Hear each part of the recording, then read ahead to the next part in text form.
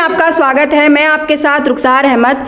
जैसा कि आप जानते हैं, यूपी में चुनाव मतदान जारी हैं, चुनावी माहौल चल रहा है और कई पार्टियां आपस में टक्कर देने में लगी हैं। इस बीच हमारे साथ मौजूद हैं मिलत टाइम्स की पत्रकार, जो हाल ही में चुनावी दौरा करके आई हैं यूपी का, और उनसे जानेंगे हम कि यूपी की जनता का आखिर क्या माहौल है और क्या मूड है, कि वो क्या चाहती हैं, कौन सी पार्टी इस बार सत्ता में आए। जी शुक्रिया रुखसार, बहुत बहुत शुक्रिया आपका स्टूडियो में हमें बुलाने के लिए। दरअसल सवाल अगर समीकरण का आप कर रही हैं कि क्या समीकरण चल रहा है, तो पहले चरण से लेके दूसरे तीसरे तक अभी इस बात का अंदाज़ा तो हम एग्जैक्ट नहीं कह सकते कि ये ही पर्टिकुलर पार्टी जीतेगी, लेकिन जिस तरह से इस वक्त उत्तर प्रदेश में सपा और बीजेपी की मतलब टक्कर चल रही है, तो समझिए कहीं ना कहीं बहुजन समाज पार्टी या इसके अलावा भी जो और पार्टियां हैं वो कहीं ना कहीं बहुत डाउन लेवल पर होती नज़र आ रही हैं। अगर सही टक्कर चल रही है, जो पब्लिक रिव्यू चल रहा है, जहाँ तक मैंने लोगों से बात किया, तो लोग इस वक्त सपा और बीजेपी ये ही एक दो पार्टी ऐसी है जो सामने फ्रंट पे दिखाई दे रही है। जैसा कि आप जानती हैं, MIM भी पार्टी चुनाव में खड़ी है और वो अपनी 100 सीटों पे चुनाव लड़ रही है। तो आप क्या कहना चाहेंगे कि मुस्लिम वोट क्या इसमें बढ़ सकता है? हाँ बिल्कुल, दरअसल होता क्या है कि जो ये जो जिस तरह जैसे आप पढ़े लिखे लोग हैं, जो जानते हैं कि चुनावी हमें अपना वोट किस तरह से कहाँ यूज़ करना है, तो उनके लिए किसी पार्टी का, एक पार्टी के मुद्दे का नाम नहीं मायने रखता है कि अगर हम बीजेपी को पकड़ के चल रहे हैं तो हमें बीजेपी को देना, चाहे वो कुछ भी कर डाले, या सपा ने अच्छा काम किया है या नहीं किया, ऐसा लोग नहीं सोचते। रिव्यू ये आता है कि लोग कहीं ना कहीं धार्मिक तरीके से हर्ट होते हैं, चाहे वो मुसलमान हो चाहे वो हिंदू हो। अब मुस्लिमों को ये लगता है कि अवैसी साहब खड़े हैं IIM पार्टी से, तो अगर हम उनको वोट दें तो हमारा एक मुस्लिम लीडर हो जाएगा, जबकि अभी उनकी पार्टी इतने ज़्यादा जिसे कहते हैं कि उतने शबाब पर नहीं है। अगर हम कहें कि उत्तर प्रदेश से बहुत ज़्यादा वो कर रहे हैं, तो ऐसा नहीं है। पब्लिक रिव्यू में तो आपको हम यही बताएंगे कि ज़्यादातर जनता बात करती है या तो सपा अखिलेश यादव की पार्टी के लिए, या तो फिर बीजेपी के लिए ही मतलब लोग ज़्यादा इस वक्त बात करते नज़र आ रहे हैं, अपनी चीज़ों को कहते नज़र आ रहे हैं। जिसको जिस चीज़ की तकलीफ है वो कह रहा है, या जो लोग जो कुछ चाहते हैं उस तरह की बातें भी हो रही हैं। आगे हम आपको बताएंगे। दलित का जो वोट है वो काफ़ी अहम रखता है चुनाव में, तो दलित किसके साथ है? क्योंकि मायावती से तो दलित इस बार खुश नहीं है, नाखुश नज़र आ रहा है, तो आपको क्या लगता है इसमें? जैसा कि हमने आपको पहले बताया ना कि बहुजन समाज पार्टी है और भी जैसे आम आदमी पार्टी है, ये सब पार्टियां समझ लीजिए बहुत डाउन लेवल पर चल रही हैं इस टाइम उत्तर प्रदेश में। अगर टक्कर है तो सपा और बीजेपी की है।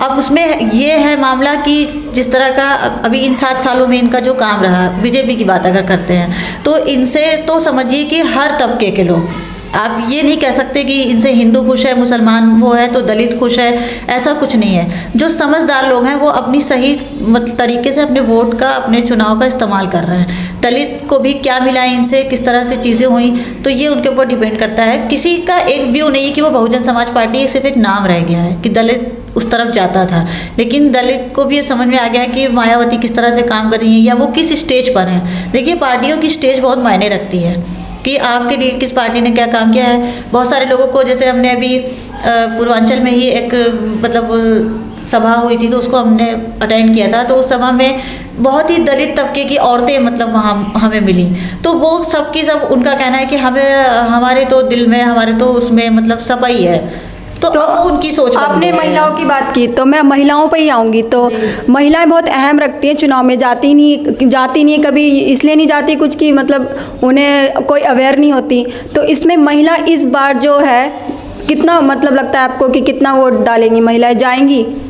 देखिए, उत्तर प्रदेश की बात करें तो उत्तर प्रदेश की, चाहे आप इधर पश्चिम में देख लीजिए या फिर पूर्वांचल में देख लीजिए, महिलाएं पूरे तरीके से वोट के फील्ड में उतरी हैं। इस बार महिलाएं अच्छा खासा प्रचार कर रही हैं, वो लोगों को डिवोशन मतलब दे रही हैं, उनको समझा रही हैं कि हमें किसको वोट देना चाहिए। एक जनसभा में हमने एक महिला से क्वेश्चन पूछा था, वो बहुत ही मतलब उनकी सब्जी वगैरह की दुकान थी इस तरह की, तो उनसे हमने पूछा था कि मतलब आप बताइए कि आप किसको वोट देंगी इस बार, भाई योगी सरकार ने भी जो काम किए हैं गरीबों के लिए या जिस तरह का। तो उन्होंने एक ही बात हमको बताया कि सामने से आकर जिस तरह से आप पूछ रहे हैं, आप खुद पत्रकार हैं, उन्होंने हमसे क्वेश्चन कर लिया था, समझिए कि आप खुद पत्रकार हैं, आप खुद बता सकते हैं कि क्या आंकड़ा चल रहा है, क्योंकि एक सवाल और, हाँ एक सेकंड, क्योंकि उनका कहना था कि कोई भी समझदार इंसान उत्तर प्रदेश का, ये जिस तरह से पब्लिक हार्ट है कामों से या उस तरह से, तो हमारा वोट तो सपा को ही जाएगा। वो एक अलग बात है कि अगर बीजेपी जीत जाती है किसी भी वजह से प्लेटफॉर्म पे, तो वो उनकी बेईमानी होगी। ये उस महिला का कहने का मतलब था जिसने बिल्कुल फ्रंट में आके इस बात को बोला कि लोग नहीं चाहते, लोग ये चाहते हैं कि मतलब सुकून की सरकार आए जो उनके लिए सुने, उनके लिए काम करे। यूपी में जैसे योगी जी दावा करते हैं कि महिला सुरक्षित है, वहाँ पर गृह मंत्री भी जाते हैं, कहते हैं कि सबसे ज़्यादा महिला यूपी में सुरक्षित है, रात को भी गहने पहन के निकल सकती हैं। तो क्या आपको लगता है कि यूपी में सचमुच महिला सुरक्षित है? नहीं, ऐसा कुछ नहीं है। ये तो देखिए जुमलेबाजी है, आप जानती हैं कि जुमलेबाजी बीजेपी में बहुत चलती है और कितनी चल रही है। अभी तो खैर उन्होंने जुमलेबाजी का ये हाल है कि वो 12th पास करा के इंटरमीडिएट में भी एडमिशन दिला रहे हैं। तो ये एक बात, एक इस तरह की मतलब मजाकिया बात हो गई। सही से कपड़ा पहन के भी चलना या अपने आप को, अगर आप खुद को ढक भी रहे हैं तो भी आप खतरे में हैं। यूपी का वो माहौल हो गया है, नहीं ढक रहे हैं तो भी खतरे में हैं। आप खुद देख लीजिए ना, अभी कल रायबरेली का तो केस है, निदा नाम की 12 साल की लड़की का रेप हुआ है बहुत बुरी तरीके से। पुलिस उसकी लाश को छीन छीन के जला रही है। वही हाथरस वाला कांड। इस तरह की चीज़ों पे सिर्फ इतनी सी बात पब्लिक पूछना चाहती है कि आज तक कभी भी हुकूमत में इनके योगी सरकार के रहते हुए कभी इन्होंने आकर ऑन स्टेज या ऑन पब्लिक कभी कोई डायरेक्शन क्यों नहीं दिया इतने जुर्म का, इतने क्राइम का।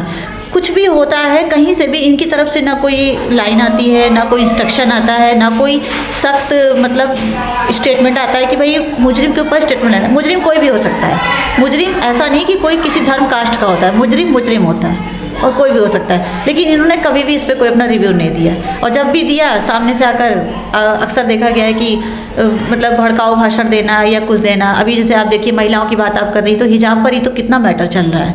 हिजाब में अभी जौनपुर के टीडी कॉलेज है जौनपुर में, वहाँ पे लड़की नकाब हिजाब पहन के गई, उसको कॉलेज में घुसने नहीं दिया गया। टीडी कॉलेज में बात मतलब उठी कर्नाटक से, कर्नाटक की आग आकर फैल गई जौनपुर कॉलेज में। इस तरह से यूपी भी इसकी चपेट में आ रहा है। इससे पहले कि यूपी चपेट में ना आता, ये सरकार का काम था ना कि भाई जो हमेशा से सदियों से चला आ रहा है, लड़कियां सर पे हिजाब पहन के जाती हैं करती हैं, तो उनको रोकने का क्या मतलब है इस टाइम, और वो भी ऐसे चुनाव के टाइम पर।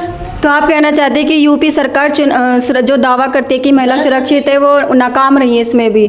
और एक सवाल और इसमें मैं पूछना चाहूँगी, जो युवा है, युवा पीढ़ी चाहती है कि उन्हें रोज़गार मिले, तो क्या युवा पीढ़ी सिर्फ इसलिए उन्हें वोट देगी क्योंकि वो उनकी भक्त है, या फिर वो ये मुद्दे भी देखेगी कि उन्हें रोज़गार नहीं मिला?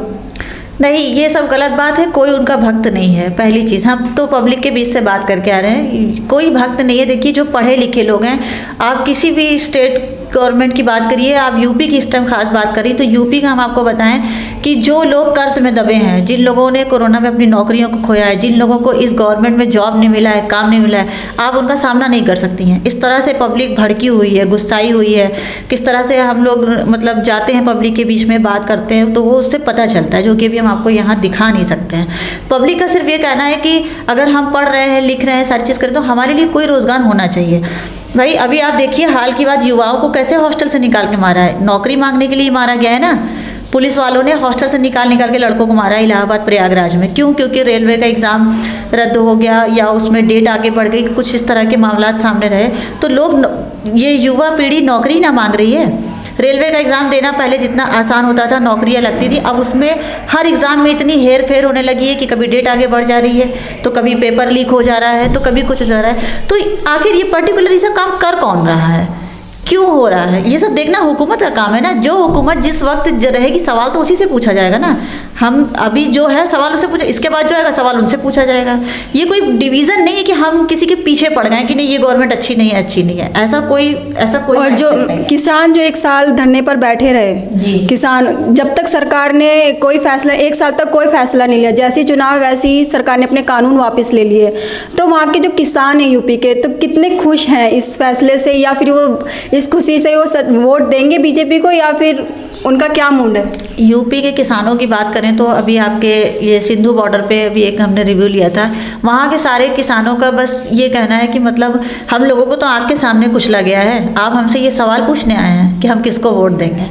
तो मेरा सवाल ही वहाँ ख़त्म हो गया। सच बात तो ये थी कि भाई आपके सामने ही तो हमारे ऊपर गाड़ियाँ चलाई गई हैं, आपके सामने ही तो हम 1 साल से सड़कों पर बैठे हैं। आज अगर ये हमारी बात मान भी गए तो चुनावी दौरा आया है, चुनावी वक्त आया है, चुनावी उत्सव आया है जिसे कहते हैं, तो उसको देखते हुए बस रहमो करम कर दिया गया है। बाद में क्या होगा, हमारे लिए कोई नई घोषणा हुई, कोई नई स्कीम निकाली गई, हमें कोई आशाइश दी गई, या हमें किसी तरह का कोई आराम पहुंचाया गया? सिर्फ ये कहा गया कि हाँ भाई बिल वापस ले लिया जाएगा। तो चुनाव, क्या आपको लगता है जैसे ही मतलब अगर मान लीजिए यूपी में फिर से बीजेपी सरकार बन जाती तो क्या ये कानून फिर से वापस आ जाएंगे?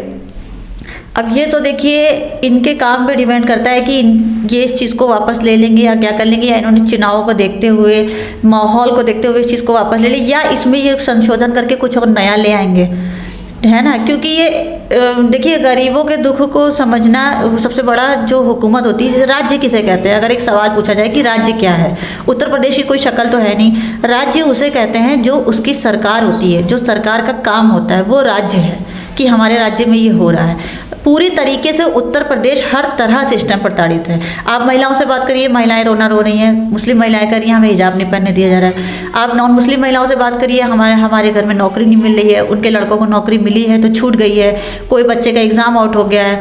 आप युवाओं से मिलिए, वो बेरोज़गारी के लिए रो रहे हैं। और तो कुछ घर ऐसे हैं, बहुत ज़्यादा नहीं। अभी आप काशगंज का केस देखिए, जो अल्ताफ़ को मारा गया था पुलिस स्टेशन में, उसके लिए गवर्नमेंट ने क्या सख्त कदम उठाया? आप बताइए। आज तक उनके माँ बाप रो रहे हैं। वो तो एक अलग बात है कि अभी इस चुनाव के माहौल में हाईकोर्ट ने उस चीज़ का वो दिया है कि उनकी मतलब फिर से वो जाँच वाँच की जा रही है कि वो कैसे उनको मारा गया या क्या किया गया। यूपी चुनाव में जो मुद्दा बना रहा है वो राम मंदिर बना रहा है जी। तो आपको क्या लगता है कि राम मंदिर के नाम पर जनता उनको वोट देगी अयोध्या में?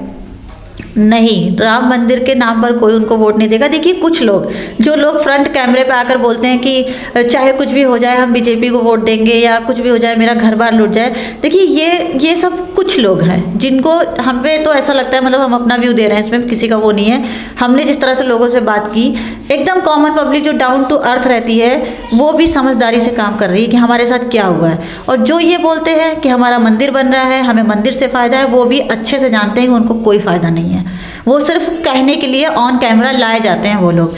बाकी कॉमन पब्लिक ये चाहती है हुकूमत कोई भी रहे। देखिए किसी से बैर नहीं है, हम कह रहे हैं बीजेपी ही हुकूमत में आए, ठीक है, हम कह रहे हैं बीजेपी आए जीत कर, लेकिन एक गवर्नमेंट का काम कैसा होना चाहिए? गवर्नमेंट को तो पता होना चाहिए ना सीक्वेंस वाइज कि हमें अपनी जनता को कैसे रखना है, कि हमें इक्वलिटी, जहाँ देश में समानता का अधिकार दिया गया है, इस देश में हमेशा से हिंदू मुसलमान रहते हैं, सबसे ज़्यादा हिंदू मुसलमान का द्वेष मचा हुआ है।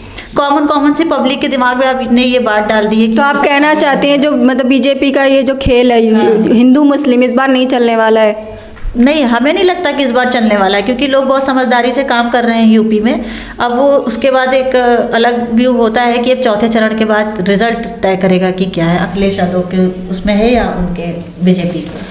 मेरा एक और सवाल है कि जो यूपी में जो चुनाव लड़ी है बीजेपी और जो सरकार रही है 5 साल, तो इनके कामों से कौन सी ऐसी जनता है जो खुश है?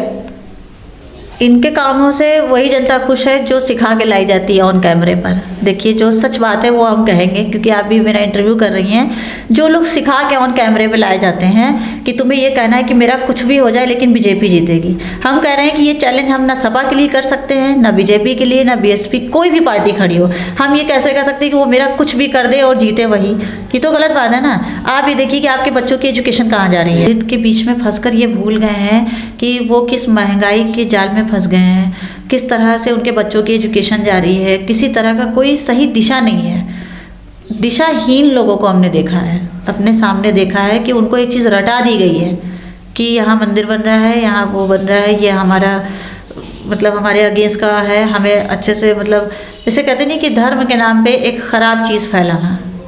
धर्म तो कोई भी ख़राब नहीं है, ये आप भी जानते हैं, हम भी जानते हैं। आप अगर हिंदू धर्म को फॉलो कर रहे हैं तो हिंदू धर्म के भी अपने अच्छे नियम है, अपने अच्छे कानून है, अगर आप तरीके से फॉलो कर रहे हैं। मुस्लिम है वो आपकी अलग चीज़ है, लेकिन जिस देश में जिस जगह पर संविधान में लिख दिया गया है, जिस चीज़ को ज़माने से लोग जानते आए हैं, मतलब एक दौर से मतलब एक ज़माने से लोग यहाँ रह रहे हैं, उस चीज़ को आप साथ आकर इस तरह के भाषण देकर, इनके तो मतलब योगी आदित्यनाथ जी को अगर आप देखिए तो वो हमेशा भड़काऊ भाषण भी दे देते हैं सामने से हिंदू मुसलमान को लेकर।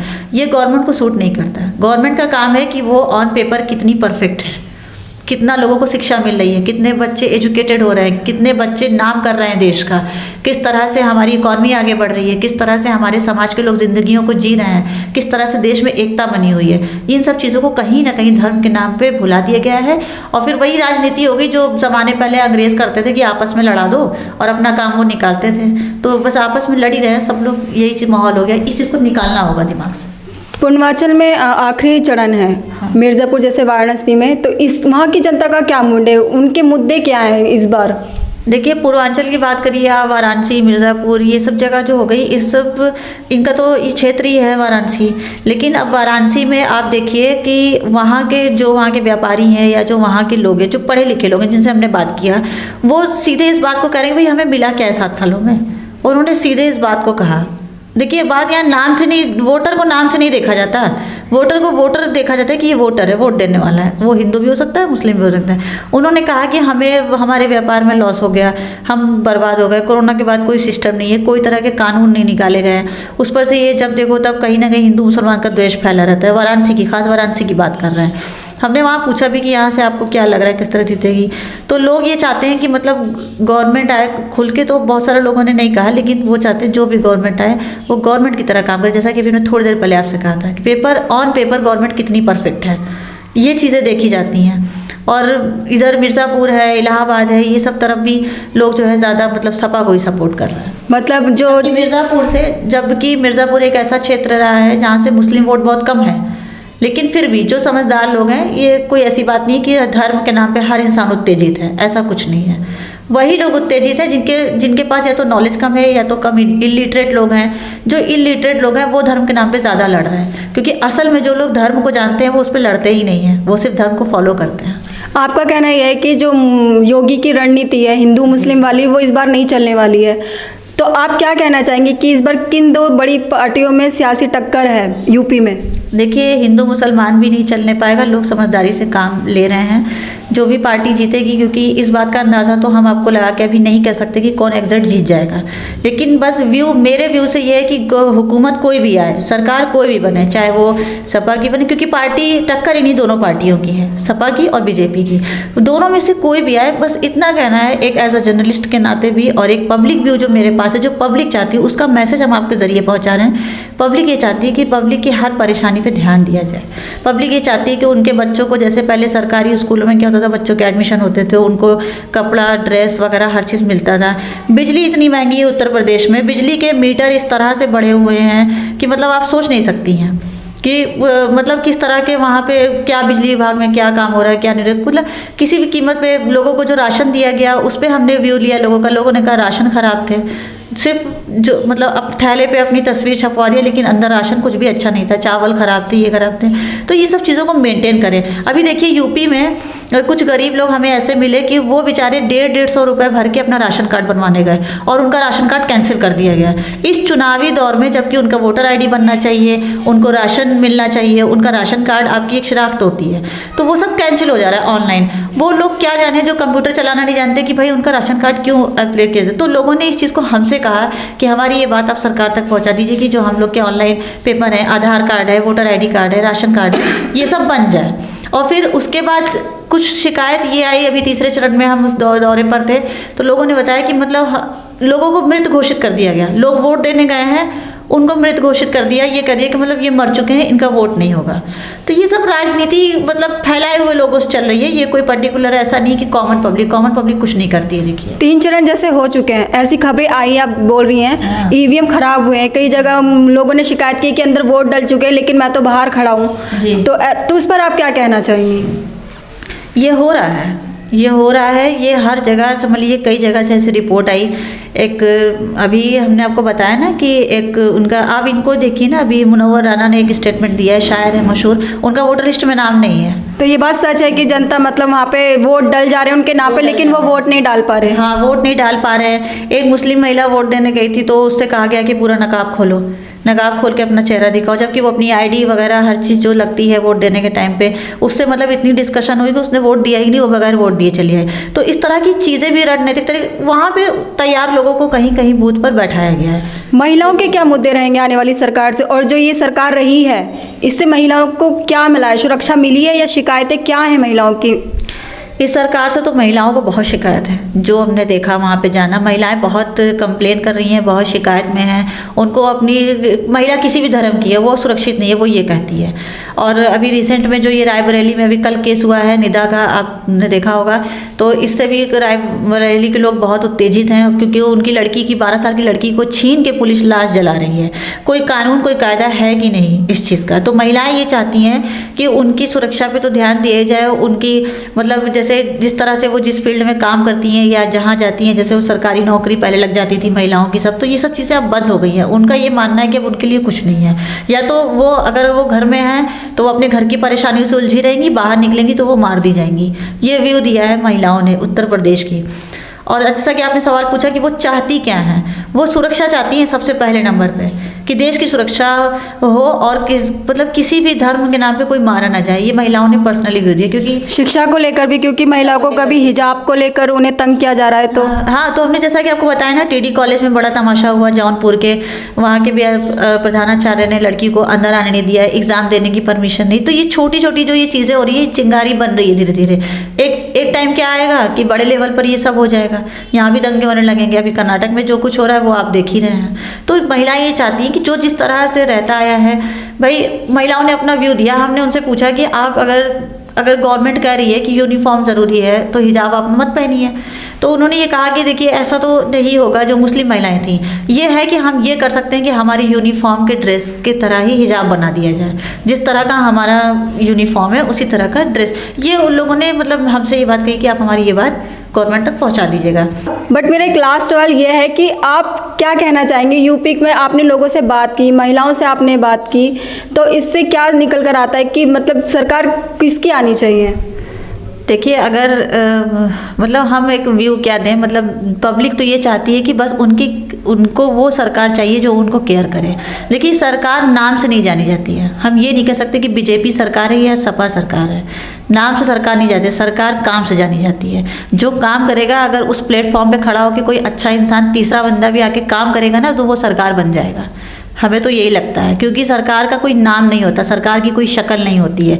ये तो ठीक है, एक वोट डालने के लिए, वो करने के लिए एक हम नाम देते हैं कि बीजेपी, सपा, बीएसपी, ये वो ठीक है। लेकिन अगर काम आप नहीं कर रहे हैं, आप लाख बीएसपी के हैं, लाख आप बड़े नेता हैं, बीजेपी के हैं या सपा हैं या अखिलेश यादव जी हैं, तो उससे क्या फ़ायदा होगा अगर आपने जनता के लिए कुछ करा नहीं? आपको लोग भूल जाएंगे कुछ दिनों में, नहीं तो आप अपनी कहीं ना कहीं कुर्सी खो बैठेंगे, कहीं ना कहीं आपका रेपुटेशन धीरे धीरे ख़त्म होती है और फिर इसी से फिर होता है कि सरकार चेंज होती है। तो पब्लिक ये चाहती है कि जो भी आया हुकूमत में, पब्लिक रिव्यू तो ज़्यादातर, अगर हम अब बता दें कि पब्लिक ज़्यादा ये बात कह रही है या जिस पर वो वोट डालने को सोच रही है, जिसको पसंद कर रही है, तो इस टाइम तो सपा का ही ज़्यादा बोलबाला दिख रहा है यूपी में। ये चीज़ है। लेकिन मेरा व्यू ये है, मेरा सपा से व्यू नहीं है, मेरा बीजेपी से नहीं है। हम ये चाहते हैं कि गवर्नमेंट कोई भी आए, लेकिन वो इतना अच्छा काम करे कि वो ऑन पेपर बिल्कुल परफेक्ट हो, कि कभी उससे सवाल पूछा जाए तो गवर्नमेंट हिचकिचाए नहीं। यही वजह है कि बड़े गवर्नमेंट ने कभी कई बार हम लोगों ने इंटरव्यू के लिए बात करा या कुछ इस तरह का, तो इंटरव्यू देने से गवर्नमेंट कतराती है, क्योंकि सवाल पूछे जाएंगे और सवाल उसी से पूछा जाएगा जो हुकूमत में होगा, जो सरकार में होगा। तो शुक्रिया हमसे बात करने का। ये थी हमारे साथ मासूमा सिद्दीकी, मिलत टाइम्स की पत्रकार, और इन्होंने यूपी चुनाव का दौरा किया, जनता से बात की, महिलाओं से बात की, आखिर उनके मुद्दे क्या हैं। आप इस वीडियो के बारे में क्या सोचते हैं? आपको क्या लगता है किसकी सरकार बन सकती है? हमें कमेंट बॉक्स में ज़रूर बताएं। सनशाइन हर्बल मायूस शादीशुदा मर्दों के लिए जड़ी बूटियों से तैयार करदा असरदार दवा। इसके अलावा वजन बढ़ाने और मोटापा कम करने के लिए लाजवाब दवाएं इंडिया में कहीं भी हासिल करने के लिए अभी कॉल करें। हमारी वीडियोस देखने के लिए बेहद शुक्रिया। मिल्लत टाइम्स की खबरें पढ़ने, सुनने और देखने के लिए गूगल प्ले स्टोर से ऐप डाउनलोड करें। यहां आप उंगली की क्लिक में पढ़ सकते हैं 4 ज़बानों में न्यूज़, उर्दू, हिंदी, अंग्रेजी, बांग्ला। आप ऐप पर मिल्लत टाइम्स की वीडियोस भी देख सकते हैं। अगर आप YouTube पर देख रहे हैं तो रेड बटन को दबाकर चैनल को सब्सक्राइब करें और बेल आइकन ज़रूर दबाएं। फेसबुक पर देख रहे हैं तो पेज को लाइक और फॉलो ज़रूर करें। ट्विटर और इंस्टाग्राम पर भी मिल्लत टाइम्स को फॉलो करें। मिल्लत टाइम्स की स्टोरीज हासिल करने के लिए टेलीग्राम और व्हाट्सएप पर बराह रास्त हमारे साथ जुड़ सकते हैं। हमारे काम से आप मुतमईन हैं तो इसे जारी रखने और मजबूत बनाने के लिए हमें सपोर्ट करें। स्क्रीन पर दिख रहे और डिस्क्रिप्शन में दिए गए अकाउंट नंबर पर मिल्लत टाइम्स को अपनी रकम भेज सकते हैं। अगर आपके इलाके का कोई मामला है, आपकी मसाइल को मीडिया में जगह नहीं दी जा रही है, तो हमें ईमेल करें या व्हाट्सएप पर मैसेज करें। हम उठाएंगे आपकी आवाज़। मिल्लत टाइम्स मतलब मजलूमों की आवाज़, नफरत के खिलाफ जंग, फर्जी खबरों से निजात। www.millattimes.com